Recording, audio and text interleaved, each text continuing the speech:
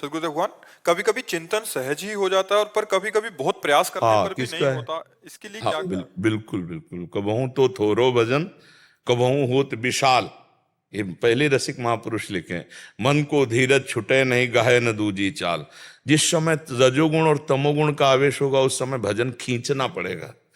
मन बिल्कुल भजन में नहीं लगेगा, स्वाद भजन में नहीं लगेगा, संसार अच्छा लगेगा, उस समय भजन खींचना पड़ेगा। और जिस समय सतोगुण होगा तो एकदम अनुकूल परिस्थिति, ऐसा लगेगा रसगुल्ला जैसे खाते ना, ऐसे राधा राधा राम सुधा रसम रसी तुम।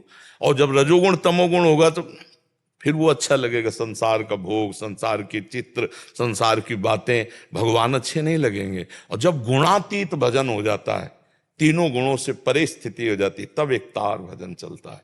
अभी एक रस भजन नहीं होगा, अभी गुणों के अंतर्गत है। जो रे सदा ज्ञान एक रस, तो ईश्वर जी में भेद कहो कस।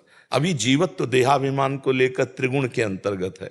तो कभी सतोगुण आया, कभी रजोगुण आया, कभी तमोगुण आया।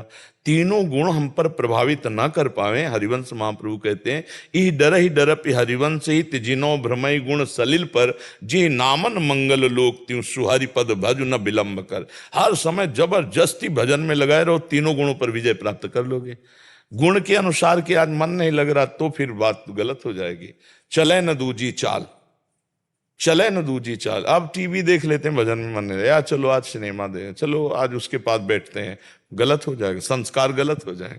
गाहे न दूजी चाल, हम सो सकते हैं लेकिन गलत संग नहीं कर सकते। तो सोने के बाद फिर उठेंगे, गुण चक्र बदलेगा, भजन में लग जाएंगे। और अगर गलत संग हो गया तो संस्कार बन जाएगा, भजन में विक्षेप डालेगा। तो ये तब तक चलेगा जब तक गुणातीत नहीं होंगे, तब तक ये विक्षेप डाल, कभी भोग प्रिय लगेंगे, कभी भगवान प्रिय लगेंगे, कभी भजन अच्छा लगेगा, कभी प्रपंच अच्छा लगेगा।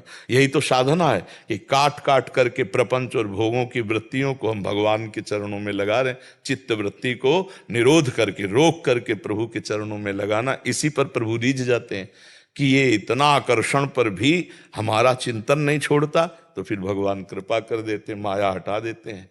भगवान कहते हैं ना, दैवी हेषा गुणमयी मम माया दुरत्तया, मामेव ये प्रपद्यन्ते माया में ताम तरन्ति ते। मैं उसे माया से तार दे, मतलब तीनों गुण का प्रभाव खत्म।